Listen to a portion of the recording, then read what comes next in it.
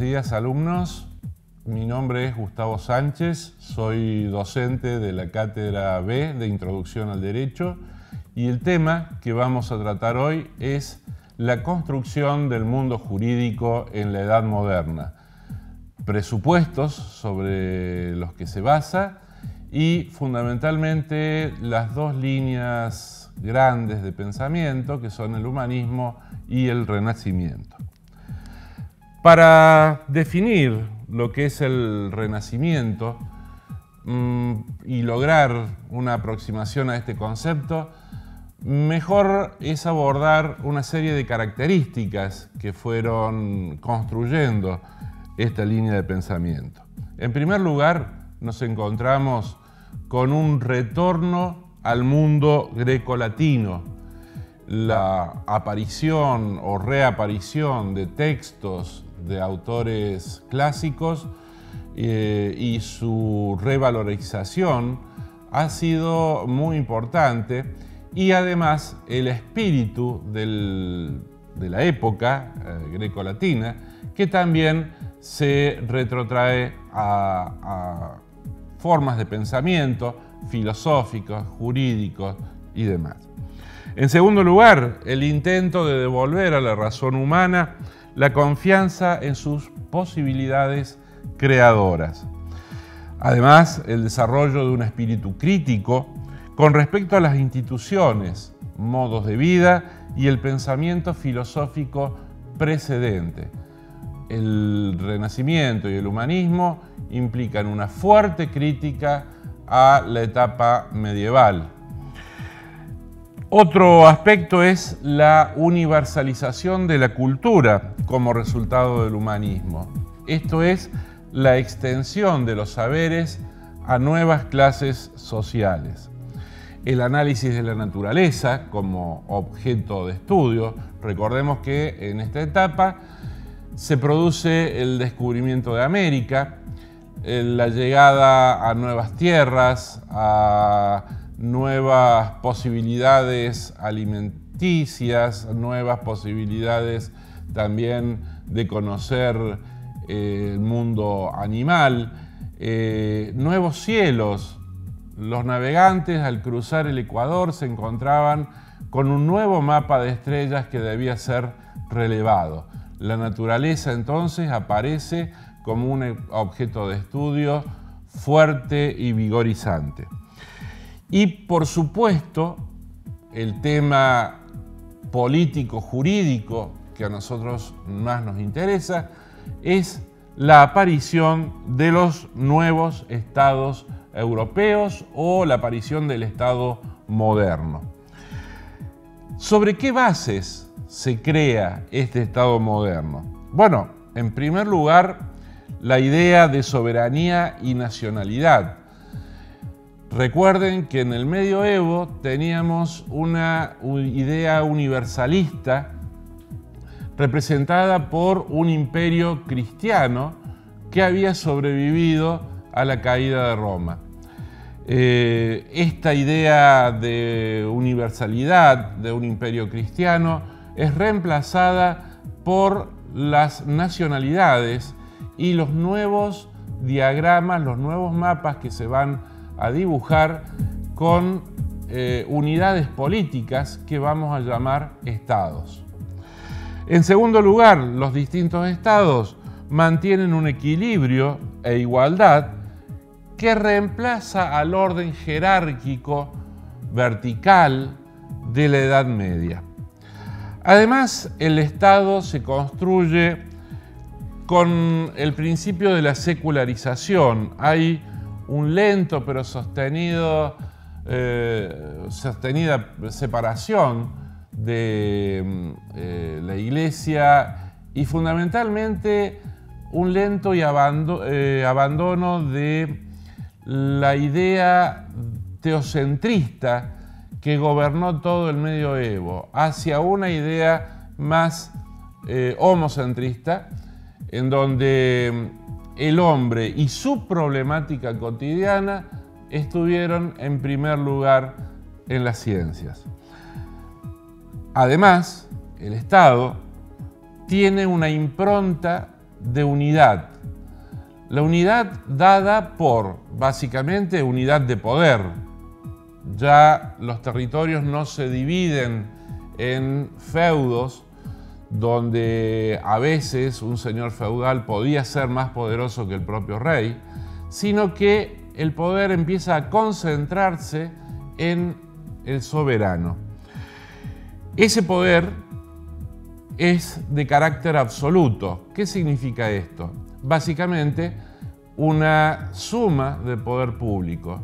En el soberano se resumen, por supuesto, lo que hoy llamaríamos fase ejecutiva, pero también la capacidad de legislar y la aplicación de la justicia. Por supuesto, el rey no lo hace en primera persona, sino a través de cuerpos de asesores. Este concepto de unidad reemplaza a la multiplicidad medieval, que además se da en la idea de unidad de territorio. Se empiezan a delimitar fronteras muy precisas. Segundo, una unidad de pensamiento jurídico, un solo derecho para todo el territorio. Tercero, un monopolio de la fuerza. El rey ejerce la fuerza, tanto interna como externa, de manera unitaria. Nacen los ejércitos nacionales. Y en algunos casos, como el caso de España, también la unidad se proclama a través de la fase religiosa. Por su parte, la ciencia jurídica se interesa por la naturaleza de la ley, la cual es concebida como una expresión de la voluntad del gobernante, que ha recibido el poder para legislar. El modelo va a ser el derecho romano, pero no para copiar sus instituciones.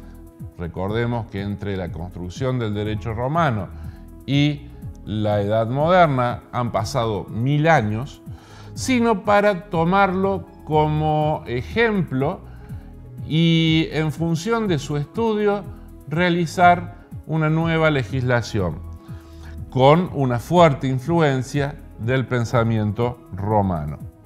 Esto también va modificando el concepto de derecho, el cual se ve como una creación del hombre, y la idea de que el orden social no es algo recibido, sino creado por el hombre. Esto va a ir delineando lentamente una nueva propuesta de tipo racionalista. Las nuevas propuestas se expresan en una tendencia hacia el monopolio de todas las funciones ordenadoras de la sociedad por parte del derecho, lo cual supone desplazar los principios morales y religiosos como elemento a tener en cuenta para regular el orden y el equilibrio de la sociedad. También es importante señalar un concepto de soberanía, sobre todo en el principio de la Edad Moderna, como aquel poder supremo sobre los ciudadanos y súbditos no sometidos a leyes. Recordemos que en esta primera etapa el soberano es el rey. Tiene, como ya dijimos, la capacidad de legislar, pero no está sometido a su propia legislación.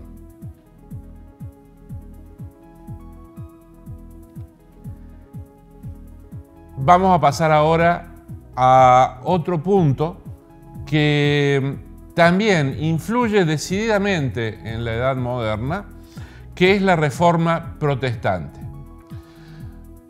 ¿Por qué analizamos una reforma que fue estrictamente de carácter religioso en el ámbito del derecho? Pues bien, porque fue un movimiento que, si bien se inicia en lo religioso, fueron circunstancias políticas, económicas, jurídicas y sociales que confluyeron en un mismo momento y permitieron que críticas que se venían dando desde siglos anteriores pudieran encender la llama que terminaría incendiando todo el continente europeo. Esta reforma se inicia en Alemania con una propuesta de Martín Lutero, obispo de la Iglesia Católica, que básicamente critica la situación en la que se encontraba el Vaticano en ese momento, sobre todo el tema de las ventas de indulgencia y otras acciones que no condecían con la moralidad que debía sostener el cristianismo. Un párrafo aparte, estas críticas en cuanto a la ostentación de las riquezas, de lo terrenal por sobre lo espiritual, ya habían sido producidas 200 años antes por San Francisco de Asís, solo que no era el momento ni el lugar cuando el santo las produjo, y sí fue el momento de Martín Lutero. Otra aclaración: la reforma, si bien nace en Alemania, va a tomar tintes diferentes en cada región y le va a dar un toque de tanto religioso como jurídico y político singular en cada estado nuevo en el que se va a dar esta lucha. Fue sinceramente una lucha muy fuerte, llevó casi todo el siglo XVI con intervalos de tregua y de paz, pero fue un acontecimiento que evidentemente dejó una herida muy profunda en Europa, a tal punto que hasta el día de hoy el continente europeo se haya dividido con estados protestantes al norte y estados católicos al sur. Decíamos recién que lo que nos interesa es básicamente lo que derivó en lo jurídico y político de la Reforma Protestante. Pues bien, hay dos ideas que son centrales. En primer lugar, se extendió por todos los estados protestantes la idea de separación de Iglesia y Estado. Probablemente a ustedes les suene el concepto porque es algo que hemos sentido en muchas manifestaciones sociales y políticas en nuestro país en los recientes años. Pues bien, el protestantismo lo propuso y lo llevó a la práctica ya en el siglo XVII.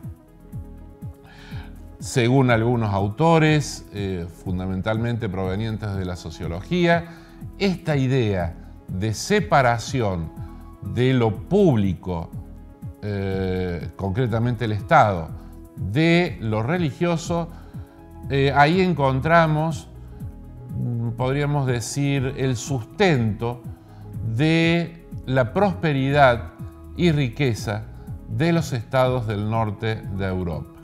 De todas maneras, esta propuesta como teoría no es algo concluyente. La otra idea jurídico-política que nos interesa es el principio voluntarista y naturalista en el cual se funda el derecho civil. El poder de los gobernantes es otorgado directamente por Dios, por lo que obliga a los súbditos, tengan fe o no, a acatar la ley, lo que el soberano legisla. Por lo tanto, si el origen es divino de la autoridad temporal, se desconoce el derecho a rebelión aún en los casos de demostrada injusticia. El principio voluntarista del poder que cimentará el absolutismo de la primera época de la modernidad encuentra a sus principales teóricos del lado protestante. No obstante, todos los reinos de los estados modernos serán absolutos. Esto es, recordemos, suma del poder público en la persona del soberano. Muchas gracias y nos vemos en la próxima.